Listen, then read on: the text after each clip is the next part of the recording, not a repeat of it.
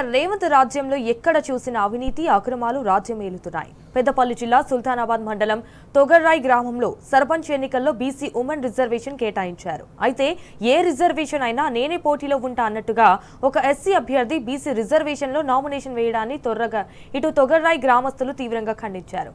అధికార దాహం ప్రజాప్రతినిధుల అండతోనే చిలుక స్రవంతి బీసీ రిజర్వేషన్తో పోటీ చేస్తోందని బీసీ సర్పంచ్ అభ్యర్థులు గుండా మురళి, తొగర్రాయ్ మాజీ ఎంపీటీసీ చంద్రమౌళి ఆరోపించారు. సుల్తానాబాద్ ఎంఆర్ఓ దొంగ సర్టిఫికేట్ ఇచ్చాడని, వెంటనే చిలుక స్రవంతి బీసీ ధృవీకరణ సర్టిఫికేట్ ను రద్దు చేయాలని డిమాండ్ చేశారు. ఈ రోజు మా తొగర్రాయ్ గ్రామం నుంచి ఏదైతే ఉందో మా తొగర్రాయ్ గ్రామం బీసీ మహిళలకు రిజర్వేషన్ కావడం జరిగింది సర్పంచ్ ఎలక్షన్ లో.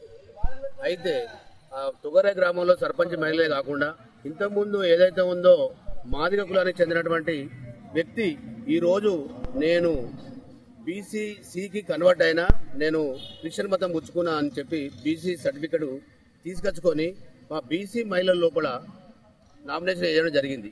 ఏదైతే ఉందో ఈ బీసీ మహిళ రిజర్వేషన్ తొలగించాలని చెప్పి, అదేవిధంగా న్యాయమైనటువంటి మా హిందూ మహిళలకు న్యాయం జరగాలి, సర్పంచ్కి ఎన్నిక కావాలని చెప్పి నేను అందరికీ మీడియా ద్వారా తెలియజేస్తున్నాను.